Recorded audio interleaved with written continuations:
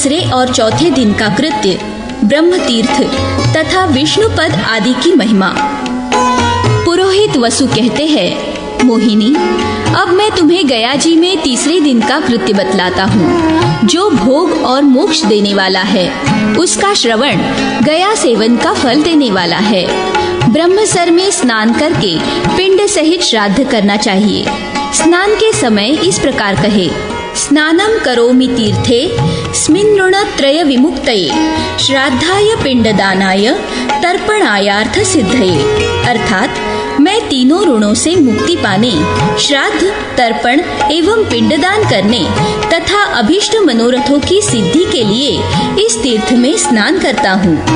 ब्रह्मकूप और ब्रह्मयूप के मध्य भाग में स्नान, तर्पण एवं श्राद्ध करने वाला पुरुष अपने पितरों को उद्धार कर देता है। स्नान करके ब्रह्मयूप नाम से प्रसिद्ध जो ऊंचा यूप है, वहाँ श्राद्ध करे। ब्रह्मसर में श्राद्ध करके मनुष्य अपने पितरों को ब्रह्मलोक में पहुंचा देता है। गोप्रचार तीर्थ के समीप ब्रह्मा जी के द्वारा उत्पन्न किए हुए आम्र वृक्ष है। उनको सींचने मात्र से पितृगण मोक्ष प्राप्त कर लेते हैं। आम्र वृक्ष को सींचते समय निम्नांकित मंत्र का उच्चारण करें। आम्रम ब्रह्म सरोद्भूतम सर्वदेवमयं विभुम विष्णु रूपम प्रसिंचामि पितॄणाम चैव मुक्तये। अर्थात ब्रह्मसर में प्रकट हुआ आम्र वृक्ष सर्वदेवमय है। वह सर्वव्यापी भगवान विष्णु का स्वरूप है। मैं पितरों की तृप्ति के लिए उसका अभिषेक करता हूँ। एक मुनि हाथ में जल से भरा हुआ घड़ा और कुश का अग्रभाग लेकर आम की जड़ में पानी दे रहे थे। उन्होंने आम को भी सींचा और पितरों को भी तृप्त किया। उनकी एक ही क्रिया दो प्रयोजनों को सिद्ध करने वाली हुई। ब्रह्मयूप की परिक्रमा करके मनुष्य वाजपेय यज्ञ का फल पाता है और ब्रह्मा जी को नमस्कार करके अपने पितरों को ब्रह्मलोक में ले जाता है। निम्नांकित मंत्र से ब्रह्मा जी को नमस्कार करना चाहिए। ओम नमो ब्रह्मणे जाय जगत जन्मादिकारणे भक्तानां च पितॄणां च तारकाय नमो नमः। अर्थात जगत की सृष्टि, पालन आदि करने वाले सच्चिदानंद स्वरूप अजन्मा ब्रह्मा जी को नमस्कार है। भक्तों और पितरों के उद्धारक पितामह को बारंबार नमस्कार है। तत्पश्चात निम्नांकित मंत्र से इंद्रिय संयम पूर्वक यमराज के लिए बलि दे। यमराज धर्मराजौ निश्चलार्था इति स्थितौ ताभ्याम बलिम प्रयच्छामि पितॄणाम मुक्ति हेतवे। अर्थात यमराज और धर्मराज दोनों सुस्थिर प्रयोजन वाले हैं। मैं पितरों की मुक्ति के लिए उन दोनों की बलि अर्पित करता हूँ। मोहिनी, इसके बाद द्वौ श्वानौ श्याम शबलौ इत्यादि पूर्वोक्त मंत्र से कुत्तों के लिए बलि देकर नीचे लिखे मंत्र द्वारा संयम पूर्वक काक बलि समर्पित करे। ऐन्द्र वारुण वायव्या याम्या वै नैऋतास्तथा वायसः प्रतिगृह्णन्तु भूमौ पिंडम मयार्पितम। अर्थात पूर्व, पश्चिम, दक्षिण, वायव्य कोण तथा नैऋत्य कोण के कौवे भूमि पर मेरे दिए हुए इस पिंड को ग्रहण करें। तत्पश्चात हाथ में कुश लेकर ब्रह्म तीर्थ में स्नान करें। इस प्रकार विद्वान पुरुष तीसरे दिन का नियम समाप्त करके भगवान गदाधर को नमस्कार करे और ब्रह्मचर्य पालन करता रहे। चौथे दिन फल्गु तीर्थ में स्नान आदि कार्य करे। फिर गयाशिर में पद पर पिंड दान सहित श्राद्ध करे। वहाँ फल्गु तीर्थ में साक्षात गयाशिर का निवास है। क्रौंच पाद से लेकर फल्गु तीर्थ तक साक्षात गयाशिर है। गयाशिर पर वृक्ष, पर्वत आदि भी है, किंतु वह साक्षात रूप से फल्गु तीर्थ स्वरूप है। फल्गु तीर्थ गयासुर का मुख है, अतः वहाँ स्नान करके श्राद्ध करना चाहिए। आदिदेव भगवान गदाधर व्यक्त और अव्यक्त रूप का आश्रय ले पितरों की मुक्ति के लिए विष्णुपद आदि के रूप में विद्यमान है।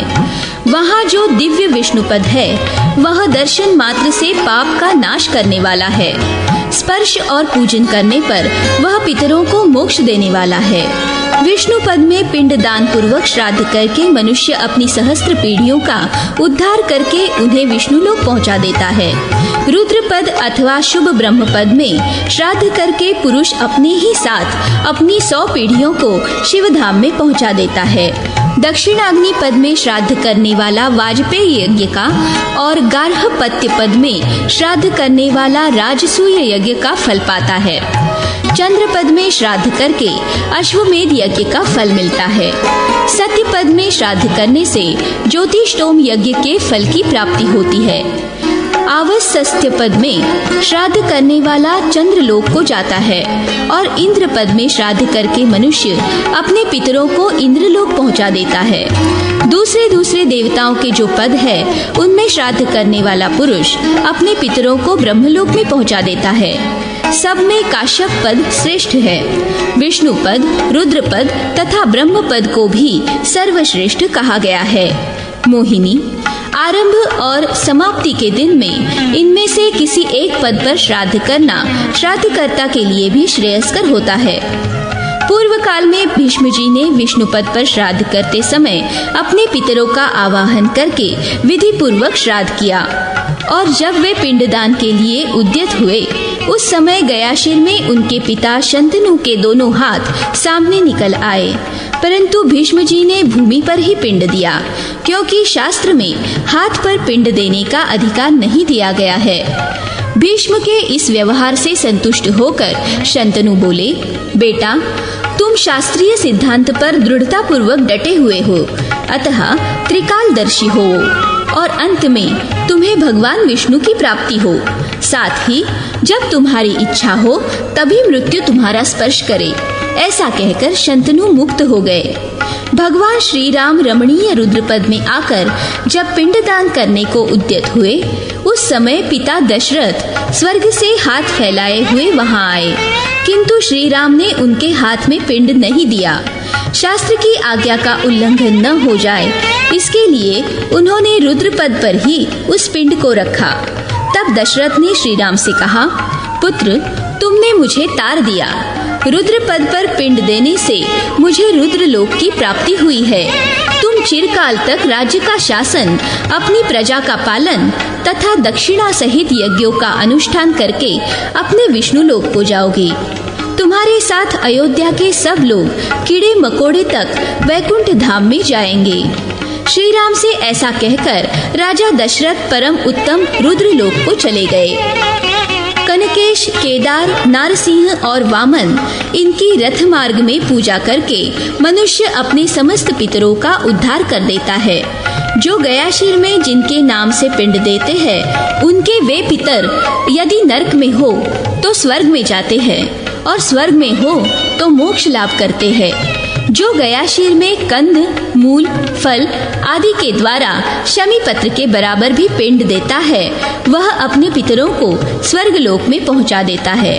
जहाँ विष्णु आदि के पद दिखाई देते हैं वहाँ उनके आगे जिनके पद पर श्राद्ध किया जाता है उन्हीं के लोकों में मनुष्य अपने पितरों को भेजता है।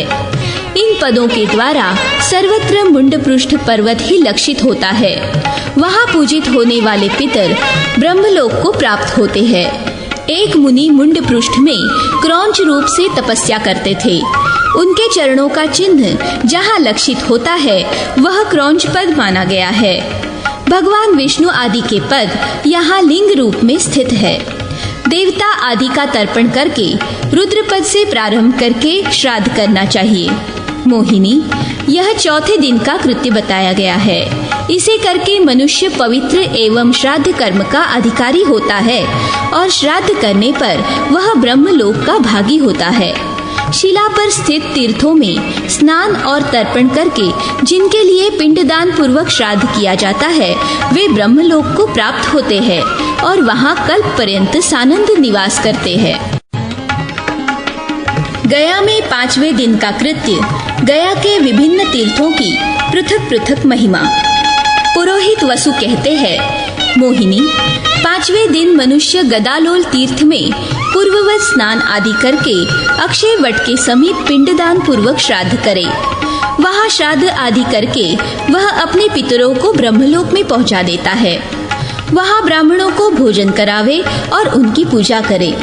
अक्षय वट के निकट श्राद्ध करके एकाग्र चित्त हो वटेश्वर का दर्शन, नमस्कार तथा पूजन करे। ऐसा करने से श्राद्धकर्ता पुरुष अपने पितरों को अक्षय तथा सनातन ब्रह्मलोक में भेज देता है। गदालोल तीर्थ में स्नान करते समय इस प्रकार प्रार्थना करनी चाहिए। गदालोले महातीर्थे गदा प्रक्षालने वरे स्नानं करोमि शुद्ध्यर्थं मक्षयाय स्वराप्तये। एकांतरे वटस्याग्रे यः शेते योग निद्रया बालरूपधरस्तस्मै नमस्ते योगशायिने। संसार वृक्ष शस्त्राया शेष पापक्षयाय च अक्षय्य ब्रह्मदात्रे च नमोक्षय्य वटाय वै। अर्थात जहाँ भगवान की गदा धोई गई है उस गदालोल नामक श्रेष्ठ महातीर्थ में मैं आत्मशुद्धि तथा अक्षय स्वर्ग की प्राप्ति के लिए स्नान करता हूँ। जो बाल रूप धारण करके वट की शाखा के अग्रभाग पर एकांत स्थल में योग निद्रा के द्वारा शयन करते हैं, उन योगशायी श्री हरि को नमस्कार है। जो संसार रूपी वृक्ष का उच्छेद करने के लिए शस्त्र रूप है, जो समस्त पापों का नाश तथा अक्षय ब्रह्मलोक प्रदान करने वाले हैं, उन अक्षय वट स्वरूप श्री हरि को नमस्कार है। इसके बाद लिंग स्वरूप प्रपितामह को नमस्कार करे। कलौ माहेश्वरालोका येन तस्माद गदाधरा लिंग रूपो भवत्तं च वंदे त्वाम प्रपितामह। अर्थात कलियुग में लोग प्रायः शिव भक्त होते हैं, इसलिए भगवान गदाधर वहाँ शिवलिंग रूप में प्रकट हुए हैं। प्रभु, आप पितामह ब्रह्मा के भी पिता होने से प्रपितामह रूप है। मैं आपको प्रणाम करता हूँ। इस मंत्र से उन प्रपितामह देव को नमस्कार करके मनुष्य अपने पितरों को रुद्रलोक में पहुँचा देता है। हेती नाम से प्रसिद्ध एक असुर था। भगवान ने अपनी गदा से उस असुर के मस्तक के 2 टुकड़े कर दिए। तत्पश्चात जहाँ वह गदा धोई गई, वह गदालोल नाम से विख्यात श्रेष्ठ तीर्थ हो गया। हेती राक्षस ब्रह्मा जी का पुत्र था। उसने बड़ी अद्भुत तपस्या की। तपस्या से वरदायक ब्रह्मा आदि देवताओं को संतुष्ट करके यह वर मांगा, मैं दैत्य आदि से, शस्त्र आदि से, नाना प्रकार के मनुष्यों से तथा विष्णु और शिव आदि के चक्र एवं त्रिशूल आदि आयुधों द्वारा अवध्य और महान बलवान हूँ। तथास्तु कहकर देवता अंतर्धान हो गए। तब हेती ने देवताओं को जीत लिया और स्वयं इंद्रपद का उपभोग करने लगा। तब ब्रह्मा और शिव आदि देवता भगवान विष्णु की शरण में गए और बोले, भगवान, हेती का वध कीजिए। भगवान ने कहा, देवताओं, हेती तो समस्त सुर और असुरों के लिए अवध्य है। तुम लोग मुझे कोई ब्रह्मा जी का अस्त्र दो जिससे मैं हेती को मारूं। उनके ऐसा कहने पर ब्रह्मादि देवताओं ने भगवान विष्णु को वह गदा दे दी और कहा, उपेंद्र, आप हेती को मार डालिए। देवताओं के ऐसा कहने पर भगवान ने वह गदा धारण की। फिर युद्ध में गदाधर ने गदा से हेती को मारकर देवताओं को स्वर्गलोक लौटा दिया। तदनंतर महानदी में स्थित गायत्री तीर्थ में उपवास पूर्वक स्नान करके गायत्री देवी के समक्ष संध्योपासना करे। वहाँ पिंडदान पूर्वक श्राद्ध करके मनुष्य अपने कुल को ब्राह्मणत्व की ओर ले जाता है। समुद्यत तीर्थ में स्नान करके सावित्री देवी के समक्ष मध्याह्न काल की संध्योपासना करके द्विज अपने पितरों को ब्रह्मलोक में पहुंचा देता है। तत्पश्चात प्राची सरस्वती में स्नान करके सरस्वती देवी के समक्ष सायंकालीन संध्योपासना करके मनुष्य अपने कुल को सर्वज्ञता की प्राप्ति कराता है। वह अनेक जन्मों तक किए हुए संध्यालोप जनित पाप से सर्वथा शुद्ध हो जाता है।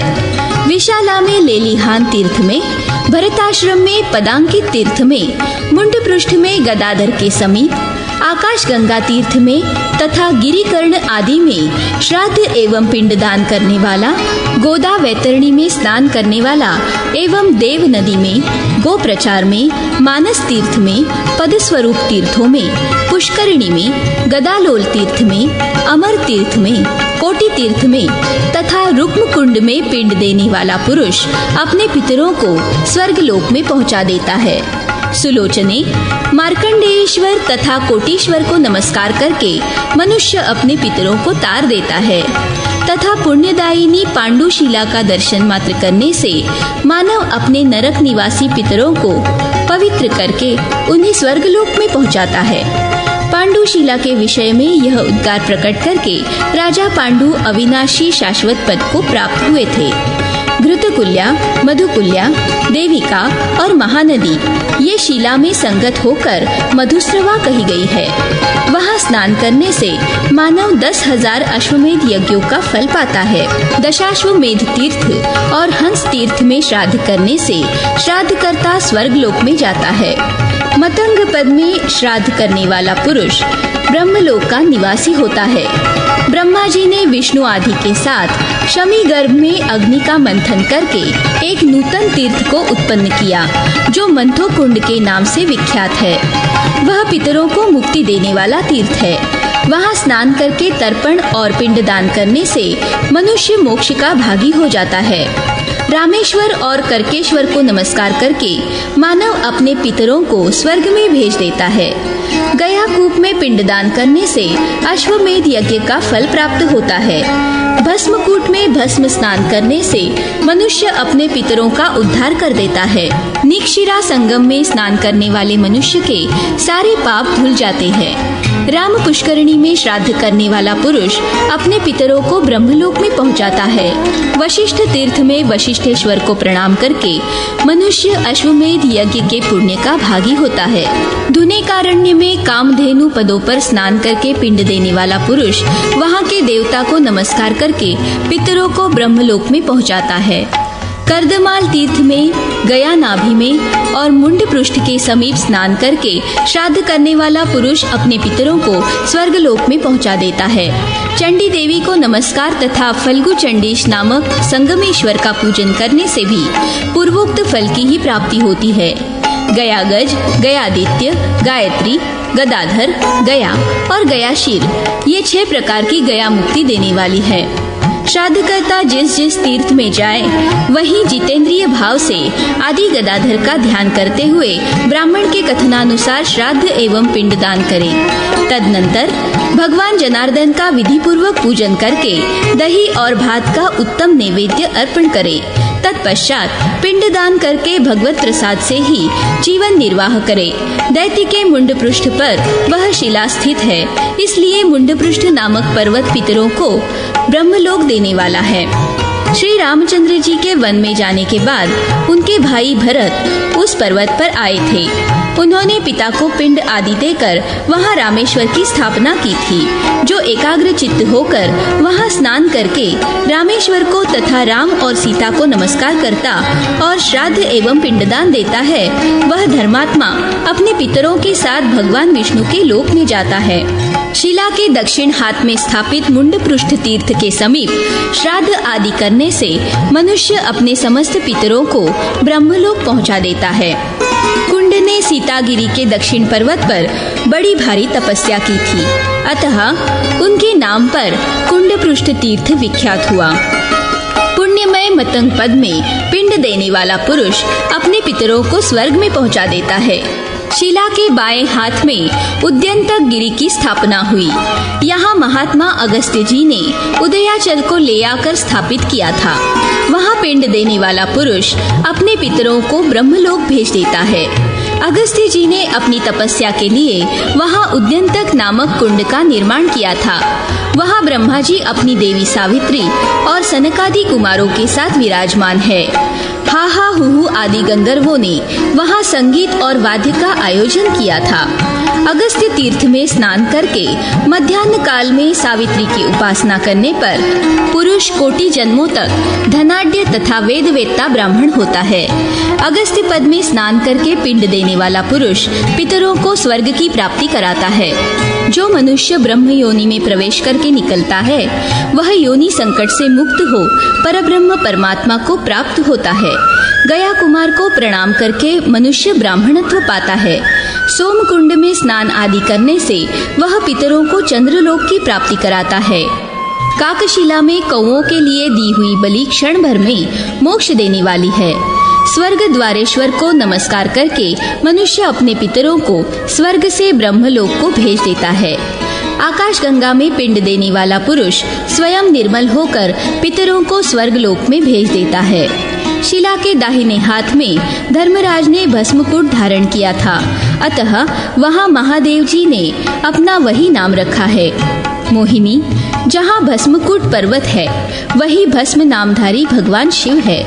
जहाँ वट है वहाँ वटेश्वर ब्रह्मा जी स्थित है। उनके सामने रुक्मिणी कुंड है और पश्चिम में कपिला नदी है। नदी के तट पर कपिलेश्वर महादेव है। वहीं उमा और सोम की भेंट हुई थी। मनुष्य कपिला में स्नान करके कपिलेश्वर को प्रणाम एवं उनका पूजन करे। वहाँ श्राद्ध का दान करने वाला पुरुष स्वर्गलोक का भागी होता है। महिषी कुंड पर मंगला गौरी का निवास है, जो पूजित होने पर पूर्ण सौभाग्य को देने वाली है। भस्मकुट में भगवान जनार्दन है। उनके हाथ में अपने या दूसरे के लिए बिना तिल के और सव्य भाव से भी पिंड देने वाला पुरुष जिनके लिए दधि मिश्रित पिंड देता है वे सब विष्णु लोकगामी होते हैं। वहाँ पिंड देकर भगवान से इस प्रकार प्रार्थना करनी चाहिए। एष पिंडो मया दत्त स्तव हस्ते जनार्दन, गया श्राद्धे त्वया देयो मह्यम पिंडो मृते मयि, तुभ्यं पिंडो मया दत्तो यमोद्दिश्य जनार्दन, देहि देव गया शीर्षे तस्मै तस्मै मृते ततः। जनार्दन नमस्तुभ्यं, नमस्ते पितृरूपिणे, पितृपात्र नमस्तुभ्यं, नमस्ते मुक्ति हेतवे। गयायां पितृरूपेण स्वयमेव जनार्दना, तं दृष्ट्वा पुंडरीकाक्षं मुच्यते च ऋणत्रयात्। नमस्ते पुंडरीकाक्ष ऋणत्रय विमोचन, लक्ष्मीकांत नमस्तेस्तु, नमस्ते पितृमोक्षदा। अर्थात जनार्दन, मैंने आपके हाथ में यह पिंड दिया है। मेरे मरने पर आप गया श्राद्ध में मुझे पिंड दीजिएगा। जनार्दन, जिसके उद्देश्य से मैंने आपको पिंड दिया है, हे देव, उसके मरने पर आप गया शीर्ष में उसके लिए अवश्य पिंड दे। जनार्दन, आप पितृस्वरूप है, आपको नमस्कार है, बारंबार नमस्कार है। पितरों के पात्र रूप नारायण, आपको नमस्कार है। आप सबकी मुक्ति के हेतुभूत है, आपको नमस्कार है। गया में साक्षात जनार्दन ही पितृ रूप से विद्यमान है। उन कमल नेत्र श्री हरि का दर्शन करके मनुष्य तीनों ऋणों से मुक्त हो जाता है। पुंडरीकाक्ष, आपको नमस्कार है। तीनों ऋणों से मुक्त करने वाले लक्ष्मीकांत, आपको नमस्कार है। पितरों को मोक्ष देने वाले प्रभु, आपको नमस्कार है। इस प्रकार कमल नयन भगवान जनार्दन का पूजन करके मनुष्य स्वर्गलोक में जाता है। पृथ्वी पर बायां घुटना गिराकर भगवान जनार्दन को नमस्कार करें। तत्पश्चात पिंडदान पूर्वक श्राद्ध करने वाला पुरुष भाइयों सहित विष्णु लोक में जाता है। शिला के वाम भाग में प्रेतकुटगिरी स्थित है। प्रेतकुटगिरी को धर्मराज ने धारण किया है। वहाँ प्रेत कुंड है, जहाँ पदों के साथ देवता विद्यमान है। उसमें स्नान करके श्राद्ध तर्पण आदि करने वाला पुरुष पितरों को प्रेत भाव से मुक्त कर देता है। कीकट प्रदेश में गया राजगृह वन, महर्षि च्यवन का आश्रम, पुनपुना नदी, वैकुंठ, लोहदंड तथा शौनक गिरिकुट ये सब पवित्र है। उनमें श्राद्ध पिंडदान आदि करने वाला पुरुष पितरों को ब्रह्मधाम में पहुंचा देता है। शिला के दक्षिण पाद में गृध्र कुटगिरी रखा गया है। धर्मराज ने शिला को स्थिर रखने के लिए वहां उस पर्वत को स्थापित किया है। वह शीघ्र पवित्र करने वाला है। वहाँ गृध्रेश्वर नामक भगवान शिव विराजमान है। रुद्रेश्वर का दर्शन और उनके समीप स्नान करके मनुष्य शिवधाम में जाता है। ऋण मोक्ष एवं पाप मोक्ष नाम वाले शिव जी का दर्शन करके मनुष्य शिवलोक में जाता है। वहाँ विघ्नों का नाश करने वाले विघ्नेश्वर गणेश जी गज रूप से निवास करते हैं। उनका दर्शन करके मनुष्य विघ्नों से मुक्त होता है और पितरों को भगवान शिव के लोक में पहुँचा देता है। स्नान करके गायत्री और गयादित्य का दर्शन करने से मनुष्य स्वर्ग लोक में जाता है। प्रथम पाद में विराजमान ब्रह्मा जी का दर्शन करके पुरुष अपने पितरों का उद्धार कर देता है। जो नाभि में पिंड देता है वह पितरों को ब्रह्मलोक में पहुंचाता है। मुंड पृष्ठ की शोभा के लिए श्रेष्ठ कमल उत्पन्न हुआ है। मुंड पृष्ठ और अरविंद दोनों का दर्शन करके मनुष्य सब पापों से मुक्त हो जाता है। जो हाथियों अथवा सर्पों का अपराध करके मारा गया है, जो पराई स्त्रियों से रमण करते समय उनके पतियों द्वारा मारे गए हैं, जो गौओं को आग में जलाने या विष देने वाले हैं, पाखंडी तथा क्रूर बुद्धि वाले हैं, जो नराधम क्रोध में आकर प्रायः विष खा लेते, आग में जल मरते, अपने ऊपर हथियार चला लेते, फांसी लगाकर मर जाते, पानी में डूब मरते तथा वृक्ष एवं पर्वत से नीचे कूदकर प्राण दे देते हैं, जो 5 प्रकार की हत्या के अधिकारी है तथा जो महापातकी है, वे सब के सब पतित कहे गए हैं। वे गया कूप के स्नान से तथा वहाँ की भस्म रमाने से अवश्य शुद्ध हो जाते हैं। देवी, इस प्रकार गया तीर्थ का उत्तम महात्म्य सब पापों को शांत करने वाला तथा पितरों को मुक्ति देने वाला है। जो मनुष्य इसे प्रतिदिन अथवा श्राद्ध एवं पर्व के दिन भक्ति पूर्वक सुनता या सुनाता है, वह भी ब्रह्मलोक का भागी होता है। वह कल्याण का आश्रय, पवित्र, धन्य तथा मानवों को स्वर्गीय गति प्रदान करने वाला है। यह महात्म्य यश, आयु तथा पुत्र पौत्र की वृद्धि करने वाला है।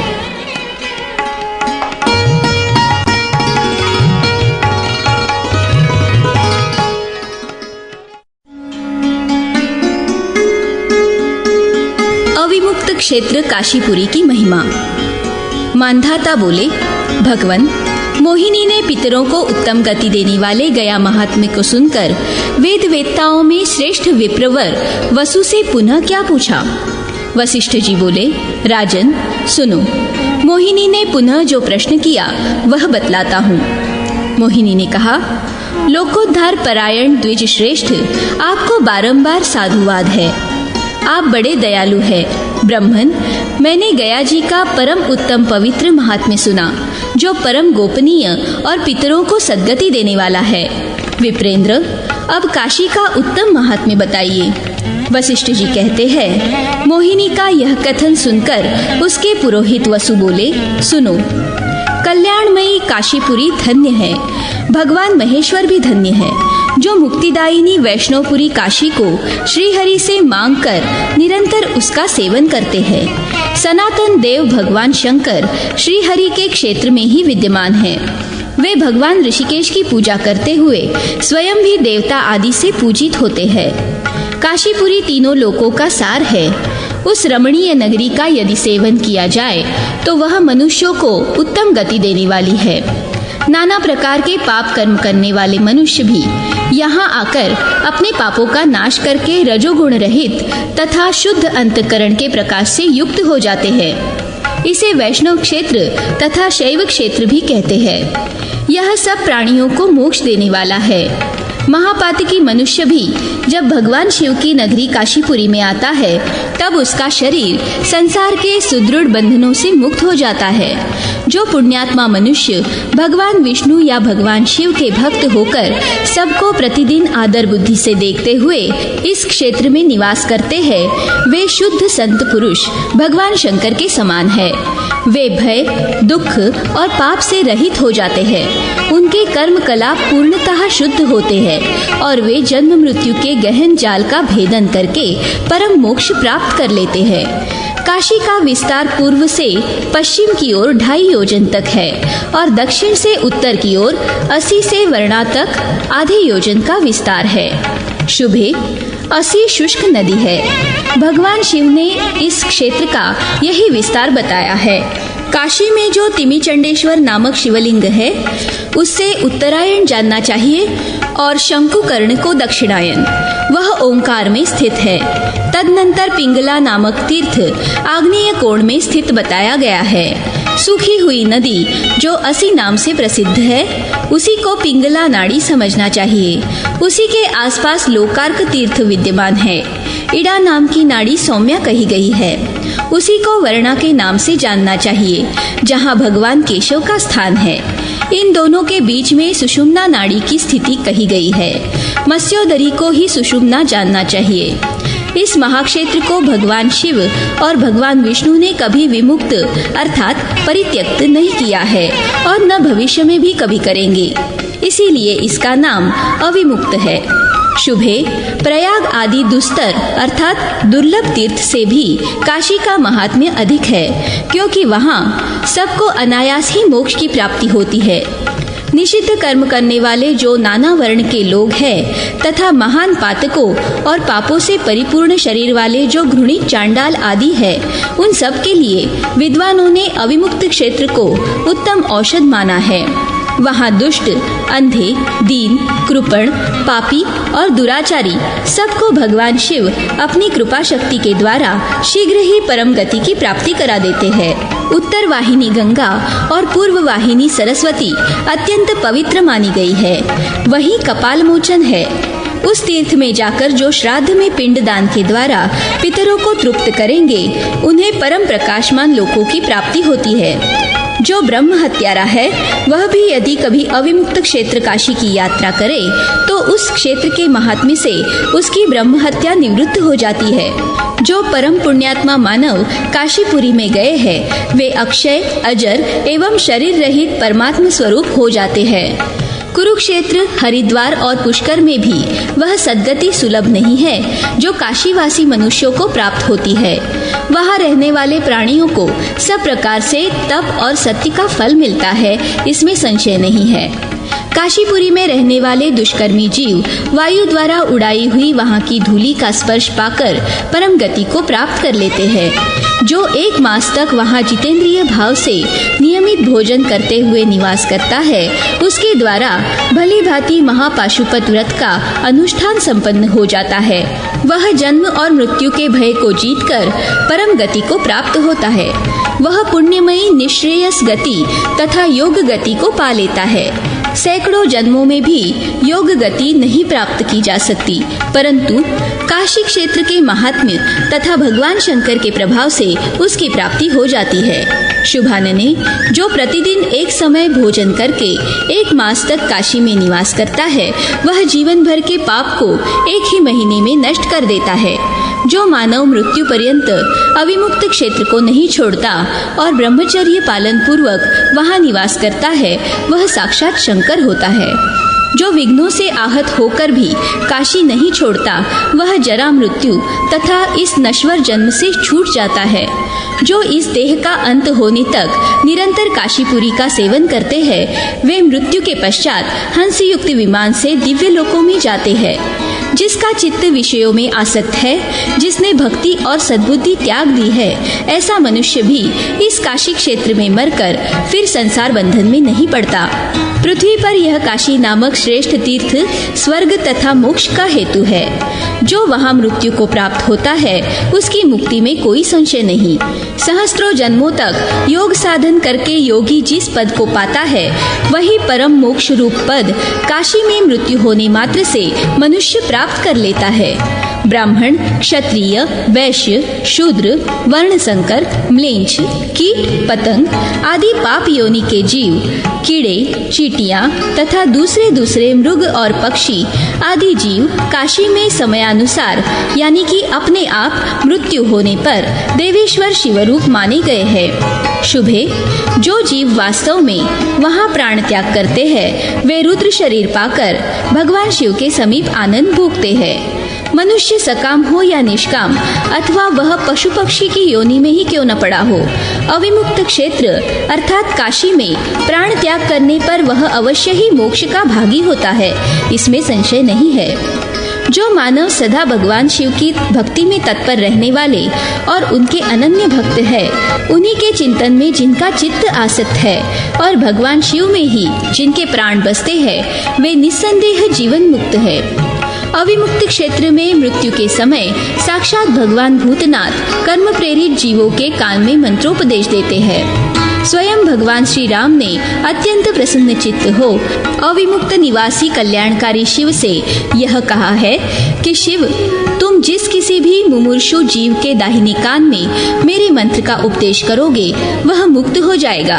अतः भगवान शिव की कृपा शक्ति से अनुग्रहित हो सभी जीव वहाँ परम गति को प्राप्त होते हैं। मोहिनी, यह मैंने अविमुक्त क्षेत्र के संक्षेप में बहुत थोड़े गुण बताए हैं। समुद्र के रत्नों की भांति अविमुक्त क्षेत्र के गुणों का विस्तार अनंत है। जो ज्ञान विज्ञान में निष्ठा रखने वाले तथा परमानंद की प्राप्ति के इच्छुक है, उनके लिए जो गति बताई गई है, निश्चय ही काशी में मरे हुए को वही गति प्राप्त होती है। काशी का योग पीठ है श्मशान तीर्थ, जिसे मणिकर्णिका कहते हैं। अपने कर्म से भ्रष्ट हुए मनुष्यों को भी काशी के श्मशान आदि तीर्थों में मोक्ष की प्राप्ति बताई गई है। काशी में भी अन्य सब तीर्थों की अपेक्षा मणिकर्णिका उत्तम मानी गई है। वहाँ नित्य भगवान शिव का निवास माना गया है। वरानने 10 अश्वमेध यज्ञों का जो फल बताया गया है, उसे धर्मात्मा पुरुष मणिकर्णिका में स्नान करके प्राप्त कर लेता है। जो यहाँ वेदवेत्ता ब्राह्मण को अपना धन दान करता है, वह शुभ गति को पाता और अग्नि की भांति तेज से उद्दीप्त होता है। जो मनुष्य वहाँ उपवास करके ब्राह्मणों को तृप्त करता है, वह निश्चय ही सौत्रामणि यज्ञ का फल प्राप्त करता है। जो मनुष्य वहाँ 4 वत्सतरी से युक्त सौम्य स्वभाव के तरुण वृषभ को छत्र आदि से चिन्हित करके छोड़ता है, वह परम गति को प्राप्त होता है। इसमें संदेह नहीं कि वह पितरों के साथ मोक्ष को प्राप्त होता है। इस विषय में अधिक कहने से क्या लाभ। भगवान शिव की प्रसन्नता के उद्देश्य से वहाँ जो कुछ भी धर्म आदि किया जाता है, उसका फल अनंत है। जो अविमुक्त क्षेत्र में महादेव जी की पूजा और स्तुति करते हैं, वे सब पापों से मुक्त एवं अजर अमर होकर स्वर्ग में निवास करते हैं। जो मुक्तात्मा पुरुष एकाग्रचित्त हो इंद्रिय समुदाय को संयम में रखकर ध्यान लगाए हुए शतरुद्री का जप करते हैं और अविमुक्त क्षेत्र में सदा निवास करते हैं, वे उत्तम द्विज कृतार्थ हो जाते हैं। यशस्विनी, जो काशी में एक दिन उपवास करेगा, उसे 100 वर्षों तक उपवास करने का फल प्राप्त होगा। इससे आगे गंगा और वरुणा का संगम रूप उत्तम तीर्थ है, जो सायुज्य मुक्ति देने वाला है। जब बुधवार को श्रवण और द्वादशी का योग हो, उस समय उसमें स्नान करके मनुष्य मोक्ष रूप फल पाता है।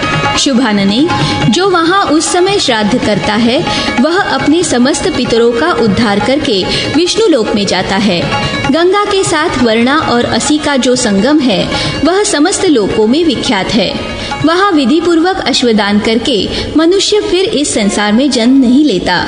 जो मनुष्य वहाँ भक्ति पूर्वक संगमेश्वर का पूजन करता है, वह निग्रह और अनुग्रह में समर्थ साक्षात देव देवेश्वर अर्थात शिव तुल्य है। देवेश्वर से पूर्व में भगवान केशव विद्यमान है और केशव के पूर्व में जगत विख्यात संगमेश्वर विद्यमान है। काशी के तीर्थ एवं शिवलिंगों के दर्शन पूजन आदि की महिमा। पुरोहित वसु कहते हैं, सुंदरी, संगमेश्वर पीठ के वायव्य भाग में राजा सगर के द्वारा स्थापित किया हुआ चतुर्मुख शिवलिंग है। उसके वायव्य कोण में भद्रदेह नामक तालाब है, जो गौओं के दूध से भरा गया है। वह संपूर्ण पातकों का नाश करने वाला है। मोहिनी, सहस्त्रों कपिला गौओं के विधि पूर्वक दान करने का जो फल है, उसे मनुष्य वहाँ स्नान करने मात्र से प्राप्त कर लेता है।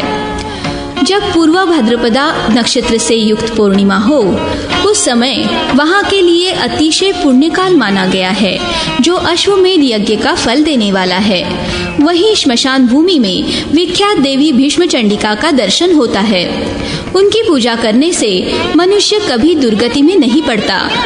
अंतकेश्वर से पूर्व सर्वेश्वर के दक्षिण भाग में और मातलीश्वर से उत्तर दिशा में कृत्तिवासेश्वर नामक शिवलिंग है। देवी, कृत्तिवासेश्वर का दर्शन और पूजन करके मनुष्य एक ही जन्म में शिव के समीप परम गति प्राप्त कर लेता है।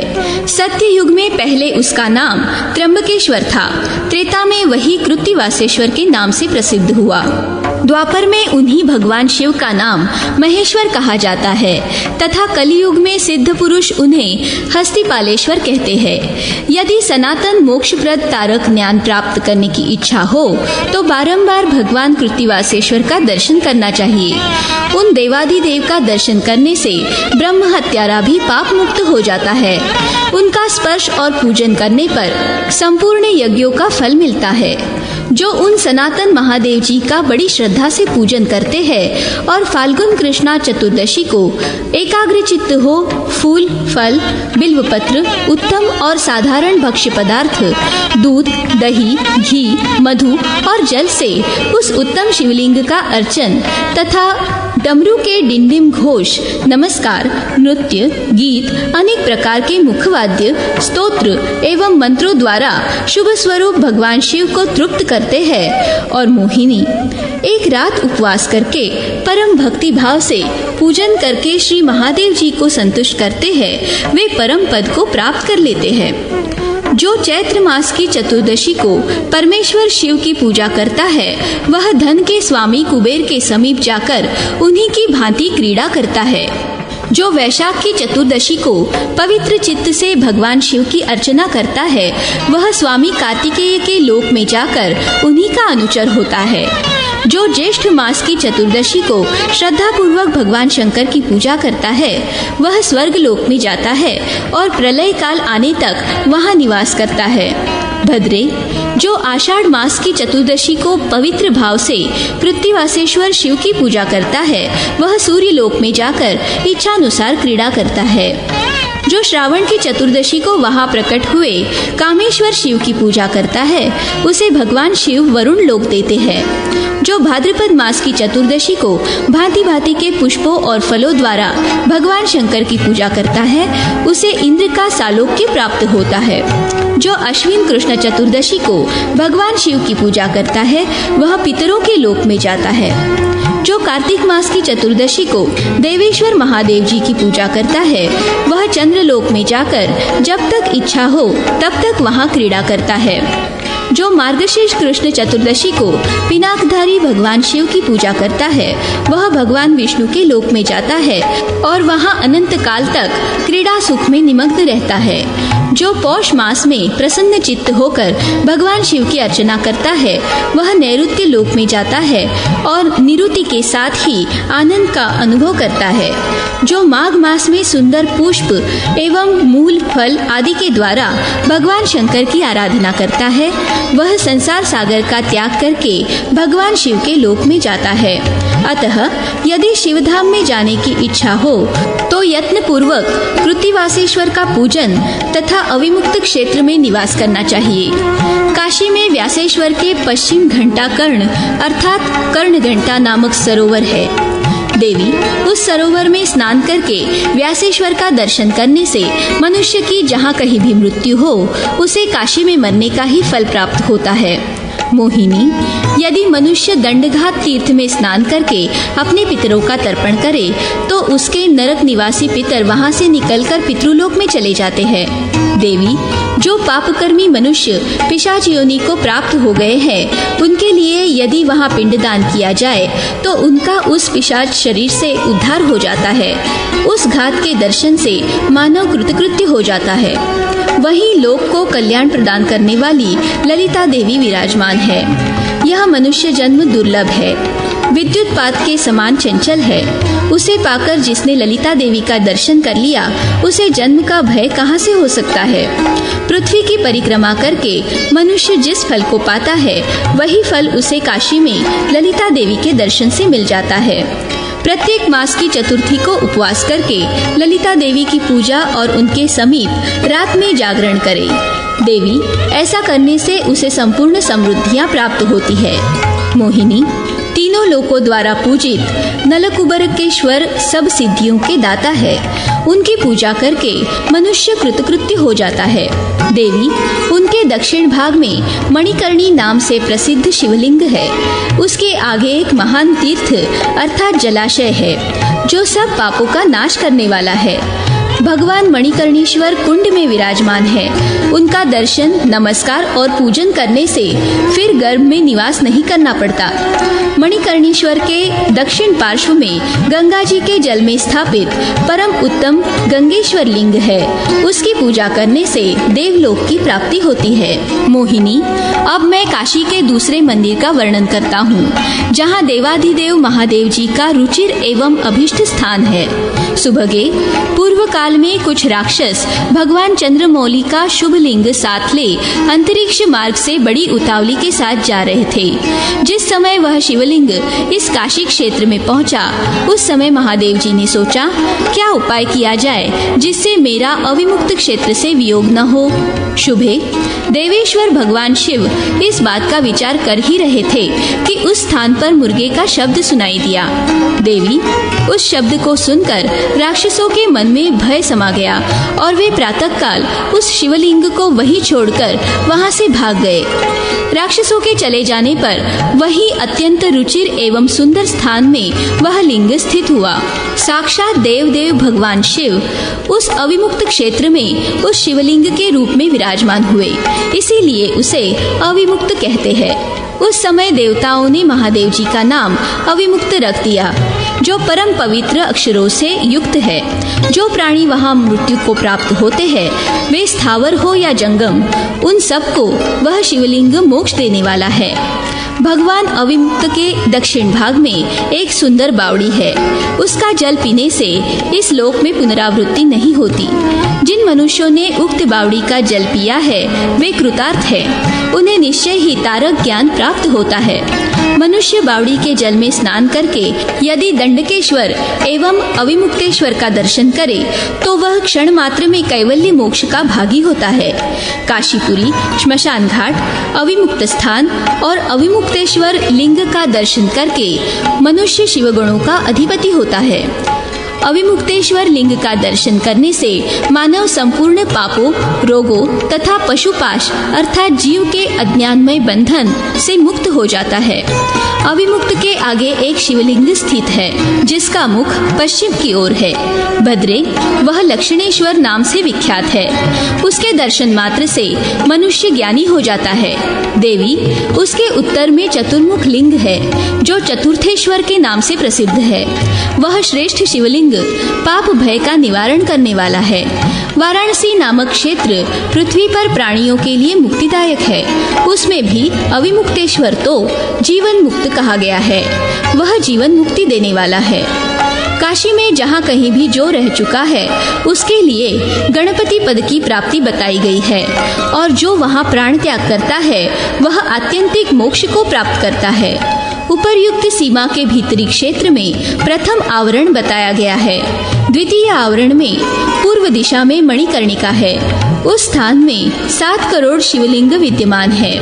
उनके दर्शन मात्र से यज्ञों का फल प्राप्त होता है। यह सब सिद्ध लिंग है। काशी में जो पवित्र कूप, सरोवर, बावड़ी, नदी और कुंड कहे गए हैं, वे ही सिद्ध पीठ है। जो एकाग्र चित्त हो इन सब में स्नान करेगा और वहाँ के शिवलिंगों का दर्शन करेगा, वह फिर इस संसार में जन्म नहीं ले सकता।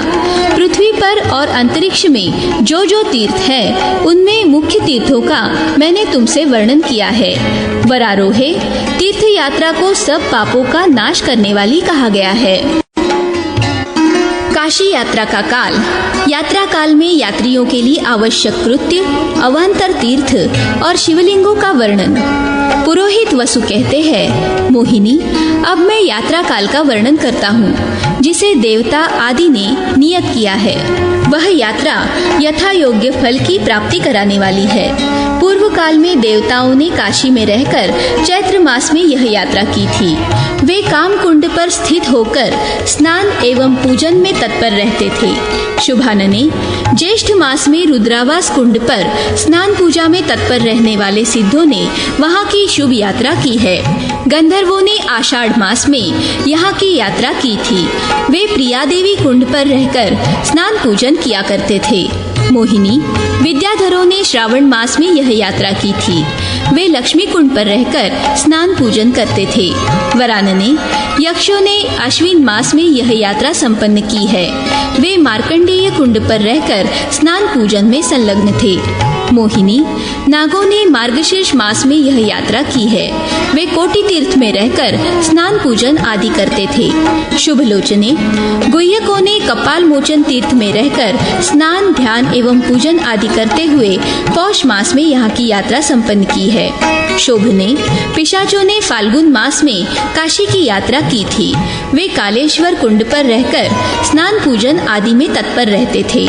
देवी, शुभ फाल्गुन मास में शुक्ल पक्ष की जो चतुर्दशी है उसी में पिशाचों ने यात्रा की थी, इसीलिए उसे पिशाच चतुर्दशी कहते हैं। शुभानने, अब मैं यात्रा का आवश्यक कृत्य बतलाऊंगा जिसके करने से मनुष्य यात्रा का फल पाता है। यात्रा के समय जल से भरे हुए सुंदर घड़ों को वस्त्र से ढककर फल, फूल और मिष्टान्न के साथ उनका दान करना चाहिए। चैत्र के शुक्ल पक्ष में महान फल देने वाली जो तृतीया है उसमें मनुष्यों को भक्ति भाव से गौरी देवी का दर्शन करना चाहिए। वरानने, स्नान करके गोप्रेक्ष तीर्थ में जाना चाहिए और स्वर्ग द्वार में जो कालिका देवी है उनकी यत्न पूर्वक पूजा करनी चाहिए। उनके सिवा संवरता और ललिता भी श्रेष्ठ एवं कल्याणमयी देवी कही गई है। उनका भी भक्ति भाव से दर्शन करना चाहिए। वे संपूर्ण कामनाओं का फल देने वाली है। तदनंतर पवित्र व्रत का पालन करने वाले शिव भक्त ब्राह्मणों को भोज कराना और वस्त्र तथा भरपूर दक्षिणा द्वारा उनका यथा योग्य सत्कार करना चाहिए। अब मैं उन विनायकों का परिचय देता हूँ जो काशी क्षेत्र के निवास में विघ्न डालने वाले हैं। देवी, उनका पूजन करके मनुष्य काशीवास का निर्विघ्न फल प्राप्त करता है। पहले ढुंडी विनायक, फिर कील विनायक, देवी विनायक, गोप्रेक्ष विनायक, हस्ती विनायक तथा सिंदूर्य विनायक का दर्शन करना चाहिए। देवी, चतुर्थी को इन सभी विनायकों का दर्शन करे और इनकी प्रसन्नता के लिए ब्राह्मण को मिठाई खिलावे। इस कार्य से मनुष्य को सिद्धि प्राप्त होती है। अब मैं काशी क्षेत्र की रक्षा करने वाली चंडिकाओं का वर्णन करता हूँ। दक्षिण दिशा में दुर्गा रक्षा करती है। नैऋत्य कोण में अंतरेश्वरी, पश्चिम में अंगारेश्वरी, वायव्य कोण में भद्रकाली, उत्तर दिशा में भीमचंडा, ईशान कोण में महामत्ता, पूर्व दिशा में ऊर्ध्वकेशी सहित शांकरी देवी, अग्नि कोण में अधकेशी तथा मध्य भाग में चित्रघंटा देवी रक्षा करती है। जो मानव इन चंडिका देवियों का दर्शन करता है उस पर प्रसन्न होकर वे सब की सब तत्परता पूर्वक उसके लिए क्षेत्र की रक्षा करती है। देवी, ये पापियों के लिए सदा विघ्न उपस्थित करती है। अतः रक्षा के लिए विनायकों सहित उक्त देवियों की सदा पूजा करनी चाहिए। भीष्म जी काशीपुरी में आकर उत्तम पंचायतन रूप से देवेश्वर शिव की आराधना करते हुए कुछ काल तक यहाँ रहे। सुभगे उस स्थान पर भगवान शिव स्वयं प्रकट हुए थे जो गोप्रेक्षक के नाम से विख्यात हुए। संपूर्ण देवता उनकी स्तुति करते हैं। गोप्रेक्षेश्वर के पास आकर उनका दर्शन और पूजन करके मनुष्य कभी दुर्गति में नहीं पड़ता और सब पापों से मुक्त हो जाता है।